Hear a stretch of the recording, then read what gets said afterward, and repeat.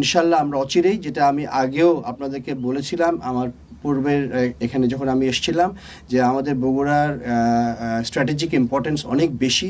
এখানে আমরা চাই একটা অত্যাধুনিক বিমান ঘাঁটি প্রস্তুত করার জন্য, যেখানে আমাদের অত্যাধুনিক জঙ্গি বিমান আসবে অবশ্যই, এবং এই ব্যাপারেও আমাদের সরকারের অনেক আমাদেরকে সহযোগিতা করছেন। ইনশাল্লাহ আমরা অচিরেই আপনাদেরকে শুভ সংবাদ দিতে পারবো যে আমরা নতুন জঙ্গি বিমান কিনছি, এবং সেই বিমান ইনশাল্লাহ বিমান বাহিনী ঘাঁটি বগুড়াতে আসবে। এটাই হচ্ছে আমার প্রতিজ্ঞা ইনশাল্লাহ। বগুড়াবাসীর কাছে উনি বলে গিয়েছিলেন যে এখানে আন্তর্জাতিক বিমানবন্দর হবে, সেটার লক্ষ্যে আজকে আমাদের এখানে আসা।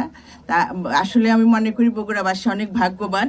আমাদের যাত্রাটা কিন্তু আমরা বগুড়া দিয়েই শুরু করেছি।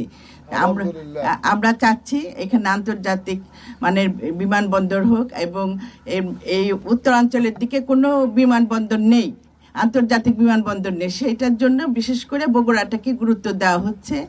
আমরা পাশাপাশি আন্তর্জাতিক বিমানবন্দরের পাশাপাশি আমরা যেটা এখন পরিকল্পনা নিয়েছি যে আমরা একটা ফ্লাইং একাডেমিটা চালাবো, কারণ আমাদের পাইলটের অনেক দরকার।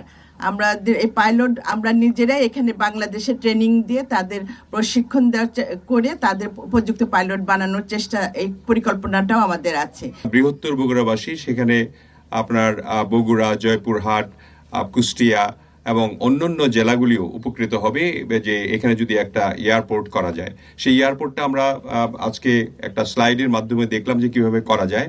সেটা করলে, ইন্টারন্যাশনাল করলে পরে আমাদের যে কাজগুলি করা লাগবে সেই কাজগুলির জন্য আমাদের এলজিআরডি প্রতিমন্ত্রী মহোদয় এবং আমাদের এখানকার যে লোকাল এমপিরা যারা আছেন তারা আমাদেরকে সহযোগিতা করবেন বলে আশ্বস্ত করেছেন। এই জন্য আমরা নিশ্চয়ই তাদের মুখে শুনবো এগুলি।